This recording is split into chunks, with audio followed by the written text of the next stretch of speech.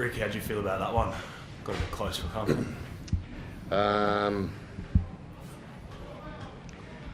It was when we had Tommy sent the boys were out on their legs, and they're a very good attacking team. They didn't look like scoring a try for 70 minutes, and then we had to play a go, and their attack sparked up, and they got some momentum, and they should have won the game, mate. When you get 8 ruck infringements to 0 in a game of football, that opposition should have won the game. I can't believe how brave they are.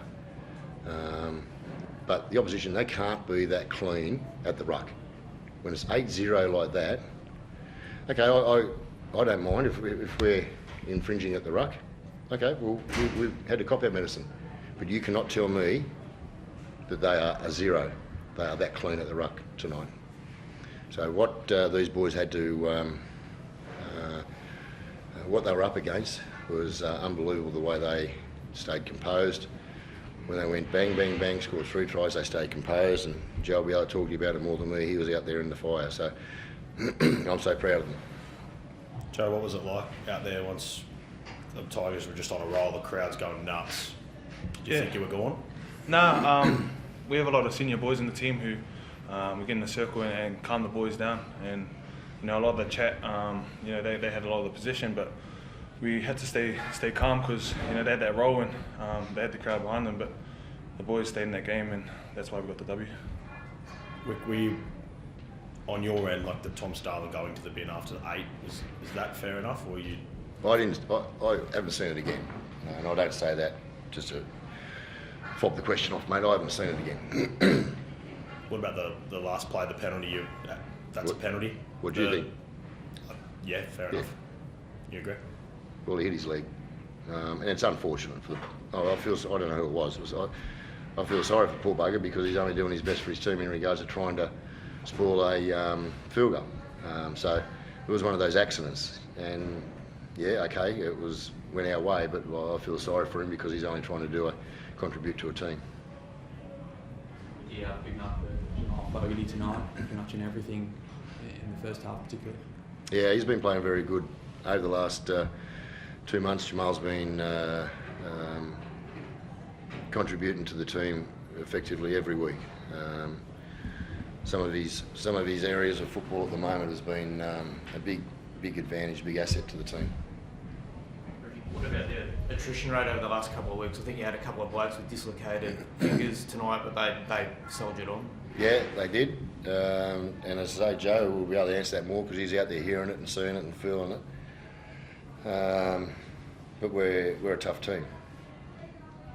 Yeah, Rick, you left Jared out obviously for next week. Joe said everyone stays composed, and you were proud of him for the composure. But I don't know. Did you think they missed Jared there for a little while? We were thinking, oh geez. When did we miss him, mate? When did you miss him? Yeah. Well, I was wondering, you didn't think you ever missed him? It was 18-0 with 67 to go. And then they scored 3 tries, and it got a bit hectic there. But you reckon Jared would have stopped those 3? So yeah, when you're a leader, I'm only one of the leaders of this club, and it was a risk. But in leadership, you've got to take a risk. And these muppets who have been bagging me, they're all the guys who'll read the textbooks and talk about courageous leadership, man management, and they'll go out and talk at corporate functions, but they can't actually execute it. They're not the people I want in my football team. They're not the people I want in the trenches with me. There wasn't a player there tonight that didn't want Jared to have his 300th game at home. I didn't plan this last week.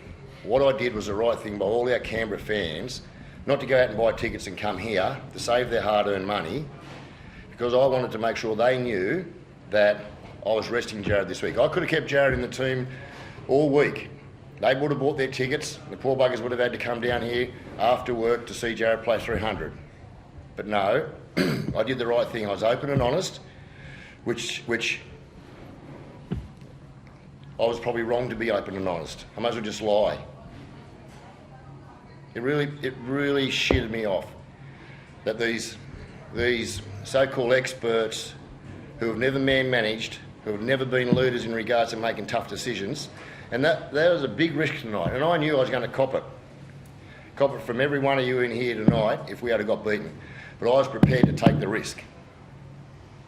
That's leadership, not these other muppets who pretend they know.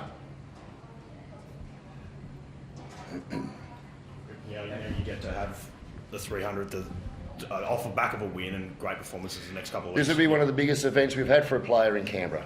Toots, Croker, Jared, Jace, one of my best mates. I don't know, where do you have to play, Don? Brisbane.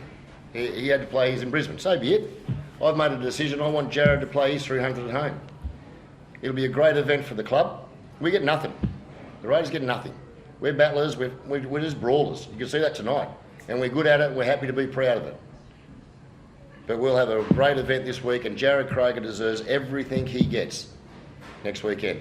And he's going to have to bring the energy because he's going to be playing with a team that are very, very wounded and tired. Thanks.